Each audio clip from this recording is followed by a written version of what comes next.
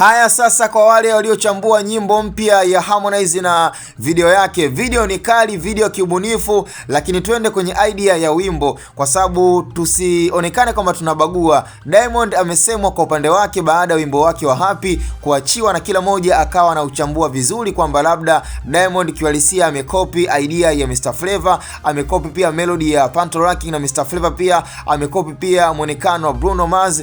Kwa hiyo mwisho wa siku ikaonekana kama Diamond hana ubunifu. Sasa nyie kama team Konde na team Harmonize ambao mnakubaliana kwamba Harmonize pia anafanya ubunifu kwenye huu wimbo mpya wa Harmonize, je, kuna ubunifu gani ambao umefanyika katika swala zima la melody? Kwa sababu ukiangalia idea ya Harmonize katika huu wimbo mpya, video nimezungumza kwamba video ni kali, lakini idea ya moja kwa moja imetoka kwenye nyimbo ya baba yake ama kaka yake Diamond Platnumz, na wimbo ni wa mawazo. Tukubali ama tukatae, tusipendelee upande mmoja na kuonekana kama labda kuna baadhi ya wasanii ambao tunajaribu kuwakandamiza kwa lengo la kuwadharaulisha. Diamond inafikia hatua ni kwamba anaonekana kama ni msanii ambaye hajitambui, hana ubunifu. Lakini hebu tuende pia kwa upande wa Harmonize, kaachia ngoma, lakini ngoma idea yake moja kwa moja na melody imetoka kusample kwenye idea ya wa mawazo ambao pia Diamond aliweza kufanya, na hata kujaribu pia kuresemble nyimbo ya Harmonize na nyimbo ya mawazo ya Diamond. Unaona kabisa kwamba kuna idea na vitu ambavyo tayari vimeshaanza kuchukulika,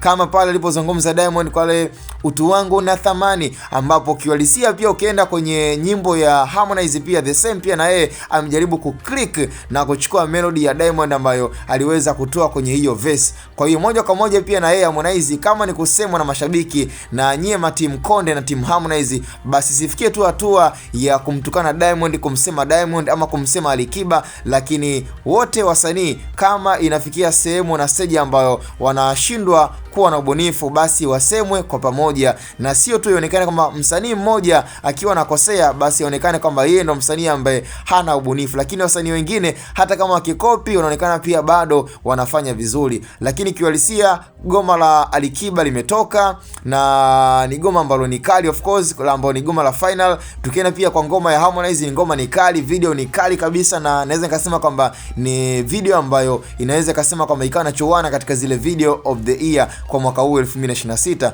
Lakini pia ngoma ya Diamond, hiyo ni international song ambayo kwa sasa inafanya poa, lakini ukweli ni kwamba kila moja ana madhaifu yake katika hizi ngoma. Kwa hiyo kwa upande wa Harmonize the same, kafanya ngoma kali, lakini idea pia amejaribu kusample melody ya kaka yake ama baba yake wa muziki ambaye ni Diamond Platnumz katika ngoma ya mawazo. Kwa hiyo cha msingi sasa tukutane kwenye upande wa comment. Hapa ni Hatboy Media and this is how we do.